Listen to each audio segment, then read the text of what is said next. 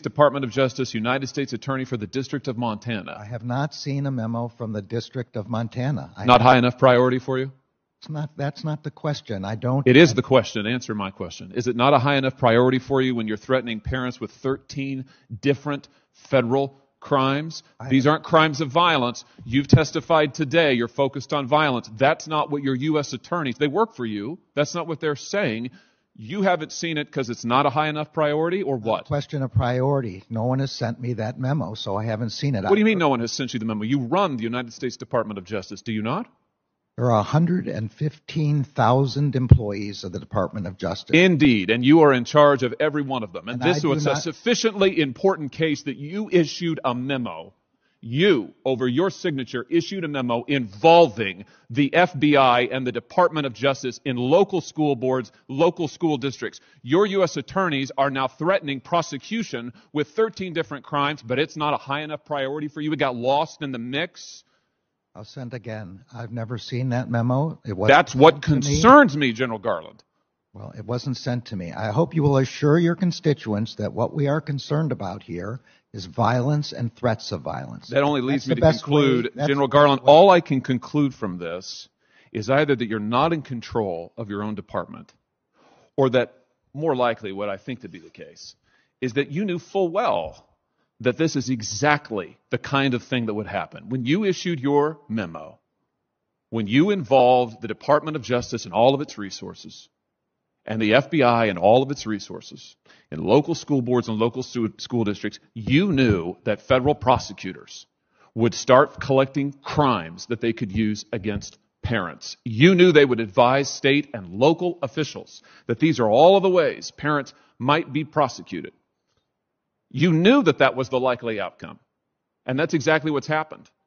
And we're talking about parents like Scott Smith, who's behind me over my shoulder. This is a father from Loudoun County, Virginia. Here he is at a school board meeting. He was forcibly restrained. He was assaulted. He was arrested. Why? Because he went to an elected school board meeting. He's a voter, by the way. He went to an elected school board meeting to raise the fact that his daughter was assaulted, sexually assaulted, in a girl's restroom by a boy. This is what happened to him. Now, you testified last week before the House that you didn't know anything about this case. I find that extraordinary because the letter that you put so much weight on, the letter that's now been retracted, it cites this case. It cites Mr. Scott's case directly. There's a news article cited in the letter. It's discussed in the letter, but you testified you just couldn't remember it. Maybe this will refresh your memory. Do you think people like Scott Smith, do you think parents who show up to complain about their children being assaulted ought to be treated like this man right here? Parents who show up to complain about school boards are protected by the First Amendment. Do you think that they ought to be prosecuted in the different ways that your U.S. attorneys are identifying? If what they're doing is complaining about what the school board is doing, policies, curriculum, anything else that they want to, as long as they're not committing threats of violence, then they should not be prosecuted, and they can't be. Let me ask you about this. Several of my Democrat colleagues have just today in this hearing, multiple times have compared parents who show up at school board meetings, like Mr. Smith here, have compared them to criminal rioters.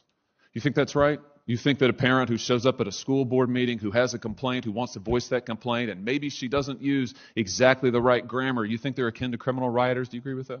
I do not, and I do not remember any senator here making that comparison. Oh, really? These people are just like the folks who came here on January 6th and in the riot at the Capitol?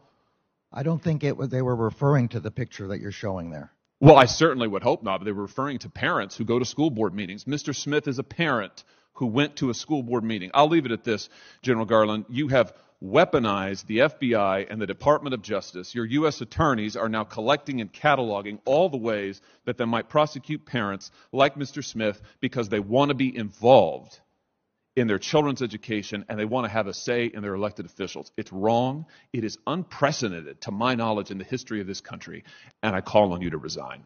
Thank you, Mr. Chairman.